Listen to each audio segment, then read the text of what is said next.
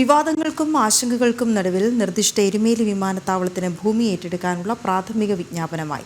നിർദ്ദിഷ്ട പദ്ധതി പ്രദേശത്തെ ഭൂവുടമകളിൽ നിന്ന് ഏറ്റെടുക്കുന്ന വസ്തുവിന്റെ സർവേ നമ്പർ സഹിതമുള്ള രൂപരേഖ തയ്യാറാക്കും. അതേസമയം ഭൂമി ഏറ്റെടുക്കുന്നവർക്ക് സ്പെഷ്യൽ പാക്കേജ് വേണമെന്ന ആവശ്യത്തിൽ ഉറച്ചു നിൽക്കുകയാണ് സ്ഥലമുടമകൾ. അരുൺ കൊടുങ്ങൂർ ചേരുന്നവരുമായി. അരുൺ, ഈ നിർദ്ദിഷ്ട എരുമേലി വിമാനത്താവളത്തിന് ഭൂമി ഏറ്റെടുക്കാനുള്ളൊരു പ്രാഥമിക വിജ്ഞാപനമാണ് ഇപ്പോൾ ആയിരിക്കുന്നത്. അതേസമയം ഈ ഭൂവുടമകളുടെ സർവേ നമ്പർ സഹിതമുള്ളൊരു രൂപരേഖ തയ്യാറാക്കാനും തീരുമാനിച്ചിട്ടുണ്ട്. അതൊക്കെ എങ്ങനെയാണ് ആ നടപടിക്രമങ്ങളൊക്കെ വരിക?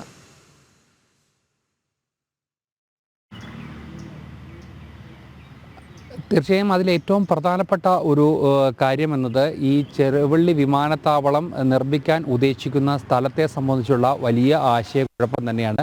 അതായത് ചെറുവള്ളി എസ്റ്റേറ്റിനാണ് ഇപ്പോഴും ഉടമസ്ഥാവകാശം സംബന്ധിച്ച് പാലാ കോടതിയിൽ കേസ് നടക്കുന്ന ഒരു സ്ഥലമാണ്. ഈ സ്ഥലത്താണ് ഈ പണം കെട്ടിവെച്ചുകൊണ്ട് ഈ വിമാനത്താവളം നിർമ്മിക്കാനായി സർക്കാർ മുന്നോട്ട് പോകുന്നത്. സർക്കാരിൻ്റെ ഒരു സ്വപ്ന പദ്ധതിയായാണ് കാണുന്നത്. പത്തനംതിട്ട, കോട്ടയം ജില്ലകളിലുള്ളവർക്ക് ഏറ്റവും പ്രയോജനകരമാകും എന്നുള്ള രീതിയിലേക്ക്, അല്ലെങ്കിൽ അത്തരത്തിലുള്ളൊരു വിഭാവനത്തോടെയാണ് ഈ എയർപോർട്ടുമായി മുന്നോട്ട് പോകുന്നത്. തുടക്കത്തിൽ തന്നെ നമുക്കറിയാം പ്രദേശവാസികളുടെ വലിയ എതിർപ്പ്, വലിയ പ്രതിഷേധങ്ങളൊക്കെ തന്നെ ഈ വിഷയത്തിൽ ഉണ്ടായിരുന്നു. സാധ്യതാ പഠനം ഒക്കെ നടത്തുമ്പോഴും ഉണ്ടായിരുന്ന ഗുരുതരമായുള്ള പിഴവ്, വീഴ്ച, അതൊക്കെ തന്നെ വലിയ വിവാദമായിരുന്നു. ഇതിൻ്റെ പശ്ചാത്തലത്തിൽ വലിയ രീതിയിലുള്ള സർക്കാരിന് പഴി കേൾക്കേണ്ടി വന്നിരുന്നു. എന്തായാലും ഈ പദ്ധതിയുമായി എങ്ങനെയും മുന്നോട്ട് കൊണ്ടുപോകുക എന്നുള്ളത് തന്നെയാണ് സർക്കാരിൻ്റെ ലക്ഷ്യം വെച്ചിരിക്കുന്നത്. അതിൻ്റെ ഭാഗമായി തന്നെയാണ് ഇപ്പോൾ വിജ്ഞാപനം പുറത്ത് ഇറക്കിയിരിക്കുന്നത്. ഈ വിജ്ഞാപനത്തിൽ ചില അവ്യക്തതകളുണ്ട്. പ്രദേശവാസികൾ ആവശ്യപ്പെടുന്ന കാര്യങ്ങളൊന്നും തന്നെ കാര്യമായി അംഗീകരിച്ചിട്ടില്ല എന്നതാണ് മനസ്സിലാക്കുന്നത്. എന്തായാലും 350-ലേറെ കുടുംബങ്ങളെ മാറ്റിപ്പാർപ്പിക്കേണ്ടി വരും. അവരുടെ സ്ഥലങ്ങൾ, സ്വത്തുക്കൾ ഒക്കെ തന്നെ പോകേണ്ടി വരും.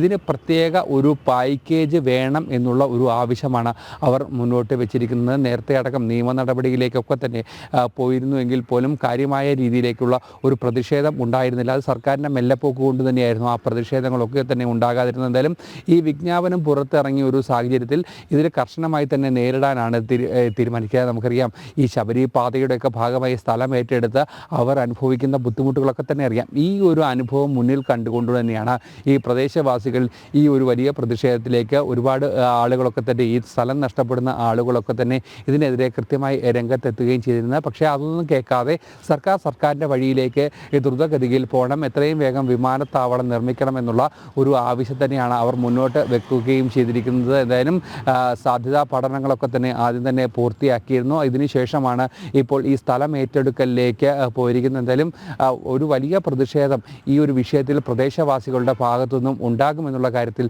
സംശയമില്ല. അവർ കൃത്യമായി തന്നെ അവരുടെ ആവശ്യങ്ങൾ, പ്രത്യേക പാക്കേജ് എന്നുള്ള ഒരു ആവശ്യം അവർ മുന്നോട്ട് വെച്ചിരിക്കുകയാണ്. ഈ പാക്കേജ് അംഗീകരിക്കാതെ, അല്ലെങ്കിൽ പാക്കേജ് കൃത്യമായി തന്നെ സർക്കാർ തലത്തിലുള്ള ഉറപ്പ് ലഭിക്കാതെ, അത് കൃത്യമായി തന്നെ തങ്ങളുടെ കൈകളിലേക്ക് എത്താതെ ഈ പദ്ധതിയുമായി സഹകരിക്കാൻ തങ്ങൾ തയ്യാറല്ല എന്നുള്ള ഒരു നിലപാടാണ് ഇപ്പോൾ ഈ സ്ഥലം നഷ്ടപ്പെടുന്ന ആളുകൾ പറഞ്ഞിരിക്കുന്നത്. എന്തായാലും ഈ വിജ്ഞാപനം പുറത്ത് ഇറക്കിയെങ്കിലും ഇതിനുശേഷം 1 വർഷത്തിനുള്ളിൽ നടപടിക്രമങ്ങളും പൂർത്തിയാക്കണമെന്ന് പറയുമ്പോഴും അത് സർക്കാരിനെ സംബന്ധിച്ചോളം അത്ര എളുപ്പമാകില്ല എന്നുള്ളതാണ് നമുക്ക് ഇവിടെ നിന്ന് മനസ്സിലാക്കാൻ കഴിയുന്ന ഏറ്റവും പ്രധാനപ്പെട്ട കാര്യം. വീണ, ശരി അരുൺ, അത് എത്രത്തോളം ഭംഗിയായി മുന്നോട്ട് പോകുമെന്ന് നോക്കാം. സർക്കാരിന് അത്ര എളുപ്പമാവില്ല എന്നുള്ളതാണ് അരുണിൻ്റെയും ഒരു നിഗമനം.